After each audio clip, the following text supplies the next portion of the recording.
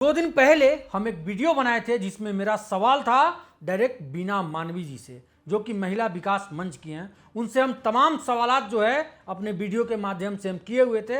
और उसके बाद जो है ना, बीना मानवी जी हो या फिर फाहिमा मैम हो, जो भी महिला विकास मंच की जो भी अपना ये कार्यकर्ता लोग हैं, अध्यक्ष हो उपाध्यक्ष हो, हर कोई अब जो है ना वो एक्टिव हो चुकी हैं पवन सिंह ज्योति सिंह को एक करने में।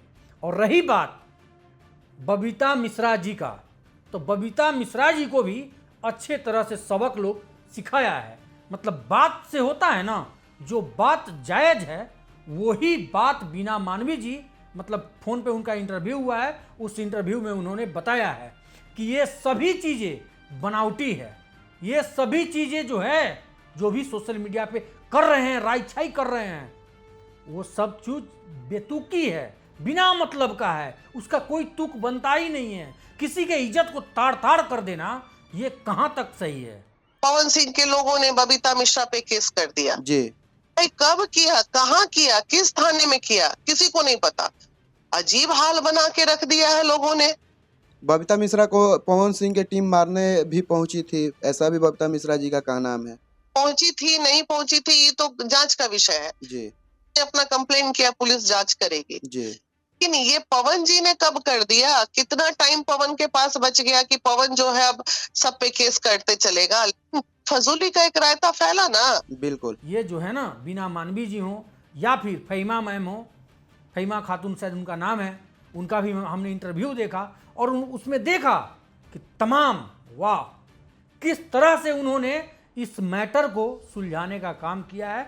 और इस माने कि जितना भी ये जो अंधेरे में लोग देख रहे हैं, तीर चला रहे हैं कि पवन सिंह के साथ ये, पवन सिंह के साथ वो, तरह तरह का भाई र्यूमर फैला हुआ है ना। पवन सिंह के छवि जो है वो ताड़ ताड़ हो चुका है।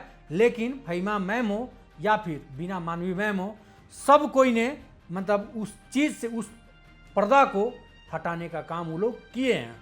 और यही चीज़ जो है हम सोचे कि नहीं, आप लोगों को बताना जरूरी है कि बीना मानवी और फहीमा मैम जो महिला विकास मंच चलाती हैं, वो लोग अब एक्टिव हो चुकी हैं पवन सिंह के मामले में। पवन सिंह इतना हल्का नहीं है। कभी बबीता मिश्रा को कभी भी वो कुछ ने जवाब नहीं दिए, काहे जवाब देंगे, और वक्त नहीं है उस इंसान को, जवाब क्या देगा। बबीता मिश्रा के बारे में समझ में नहीं आ रहा है कि उनको इतना काहे बेचैनी है, ज्योति और पवन को लेके उनको क्यों इतना बेचैनी है।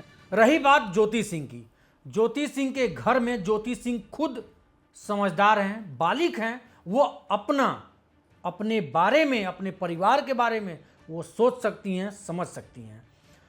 उनके घर में उनके माता पिता हैं, उस चीज़ का निदान वो कर सकते हैं।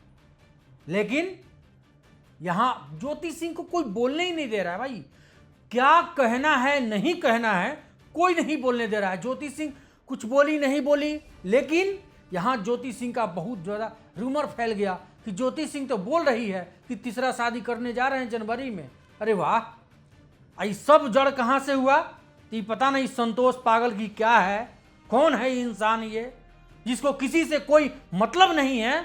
वो इंसान आकर के इस सोशल मीडिया पे छिया लेदर कर देता है पवन सिंह और पवन सिंह के परिवार का मैटर को। और इस चीज़ का हम निंदा करते हैं और ये चीज़ मांग करते हैं महिला विकास मंच वालों से भी। फिर एक मांग कर रहे हैं कि इस चीज़ का आप लोग जांच करवाइए कि किसी के प्राइवेसी में प्राइवेट अथी में घुस करके और किसी के बात को लीक कर देना और किसी के इज्जत के ताड़ ताड़ कर देना और पूरा छल्ली कर देना, मतलब कि सोशल मीडिया पे, ये कहाँ तक सही है।